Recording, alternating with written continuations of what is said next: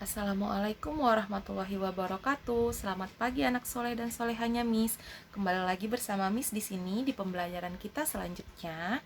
Sebelum kita mulai belajar, marilah kita berdoa. Berdoa dimulai. Bismillahirrahmanirrahim. Rabbi zidni ilman warzuqni fahman wa amalan mutaqabbalan. Amin ya rabbal alamin.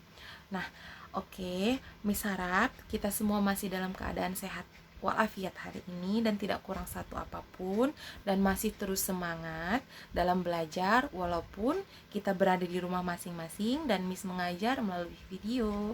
Oke, langsung saja kita masuk ke pembelajaran kita hari ini anak, tentang tema 1 organ gerak manusia dan hewan, dan subtema 1 organ gerak hewan.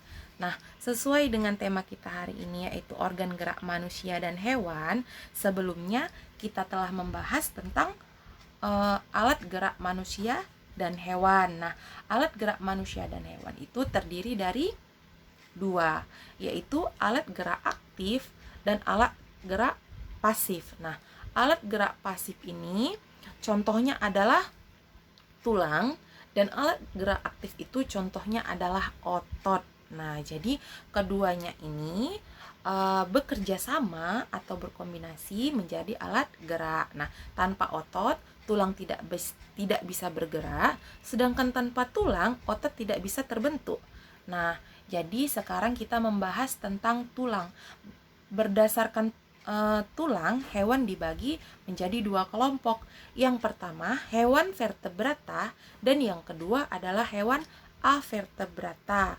Nah, apa itu Miss hewan vertebrata? Nah, sekarang mari kita simak penjelasannya. Hewan vertebrata adalah hewan yang bertulang belakang. Ciri-cirinya mempunyai tulang terentang dari belakang kepala sampai dengan bagian ekor, mempunyai otak yang dilindungi oleh tulang tengkorak, tubuh bentuknya simetris bilateral. Nah, Miss, tulang belakang itu yang mana? Nah, coba anak-anak Miss pegang, itu ada di bagian belakang leher, mulai dari belakang kepala kita itu ada ada tulang, di bawah tengkorak itu ada tulang, lurus sampai ke bagian bawah. Nah, itulah yang dinamakan dengan tulang belakang. Nah, jadi kalau kamu anak-anak Miss pasti pernah memakan ikan.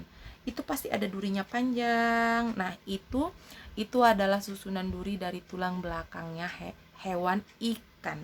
Nah, contoh hewannya itu yang pertama adalah ikan atau Pisces, yang kedua ada kata atau amfibia, yang ketiga ada kura-kura atau reptilia, yang keempat ada burung atau aves, yang kelima ada panda atau mamalia. Oke, selanjutnya adalah hewan avertebrata. Hewan avertebrata adalah hewan yang tidak bertulang belakang.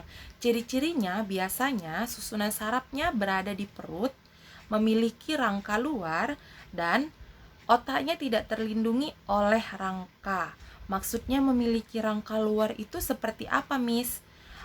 Rangka luarnya yang keras, bagian luarnya keras, sedangkan di dalamnya itu tidak ada rangka lagi. Kalau seperti kita manusia, rangkanya itu ada di dalam. Nah, rangkanya itu apa, Miss?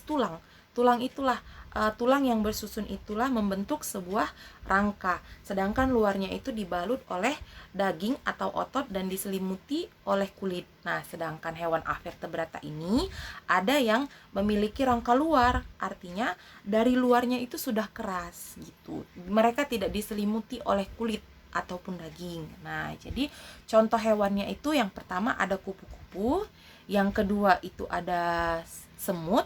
Nah, yang ketiga itu ada kepiting.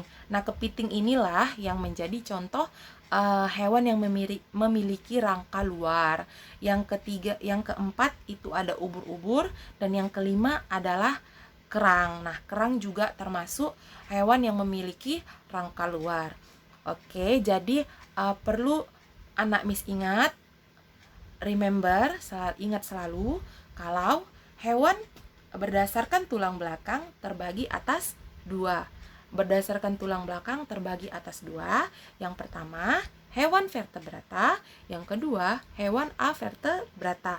Hewan vertebrata adalah hewan yang memiliki tulang belakang, sedangkan avertebrata tidak memiliki tulang belakang. Ingat ya nak, perbedaannya itu ada di huruf A-nya. Kalau dia vertebrata saja berarti memiliki tulang belakang, sedangkan kalau ada huruf A di depannya atau avertebrata tidak, artinya A itu artinya tidak, jadi tidak memiliki tulang belakang. Oke. Selanjutnya kita masuk ke corak gambar cerita atau ilustrasi. Nah, di pembelajaran sebelumnya kita sudah membahas tentang gambar cerita atau ilustrasi. Pada pembelajaran lalu kita sudah membahas mengenai cerita dan ilustrasi. Sekarang kita bahas mengenai coraknya. Corak dari gambar cerita atau ilustrasi. Nah, corak dari gambar cerita atau ilustrasi ini ada 4. Yang pertama itu corak realis, yaitu gambar yang dibuat seperti keadaan aslinya, baik bentuk, ukuran, dan tata letaknya. Anak-anak Miss bisa lihat itu ada contohnya, itu gambar ayam. Nah, corak realis ini biasanya sering kita temukan itu di lukisan. Anak-anak Miss pasti sering melihat lukisan, iya, yang mirip persis seperti gambar aslinya. Contohnya itu seperti biasanya gambar pemandangan, gambar orang juga ada, ya kan? Jadi gambar corak realis ini dibuat atau digambar, dilukis sedemikian mungkin seperti bentuk aslinya. Jadi terlihat seperti bentuk aslinya. Oke. Yang kedua itu ada karikatur, gambar yang melebih-lebihkan atau mengubah dari objek aslinya. Gambar karikatur menyajikan objek dengan karakter yang lucu dan aneh. Biasanya gambar karikatur mengandung kritikan dan saran. Nah, gambar karikatur ini nak bertujuan tertentu, memiliki makna tertentu, sehingga dibuat sedemikian rupa, terkadang bentuknya itu lebih daripada bentuk aslinya. Oke, yang ketiga itu ada corak kartun. Nah, pasti anak-anak Miss nggak asing lagi dengan yang namanya kartun. Pasti semua pecinta kartun ya kan, termasuk Miss yang sudah dewasa aja masih suka nonton kartun, ya kan? Gambar yang berfungsi untuk menghibur dan berisikan humor. Gambar kartun dapat berupa tokoh binatang atau manusia. Nah, ini contohnya banyak. Seperti yang kamu lihat di gambar itu adalah kartun Doraemon. Masih banyak lagi. Nah, itu yang berbentuk animasi, ya, karena itu yang berbentuk hewan yang dibuat sedemikian mungkin. Nah, sedangkan ada juga yang berbentuk manusia.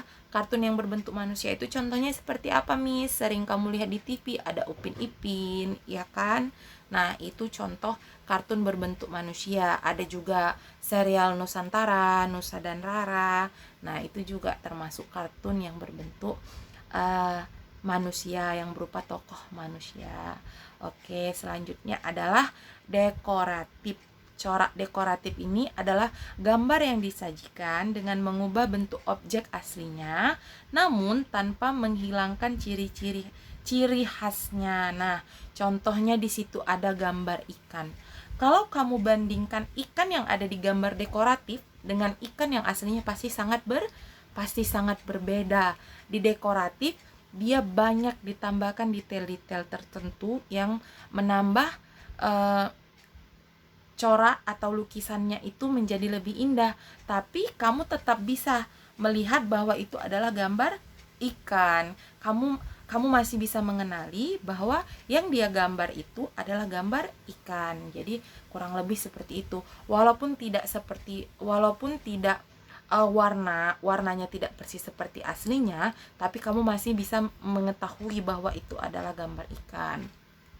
Oke, Miss rasa cukup sekian pembelajaran kita hari ini.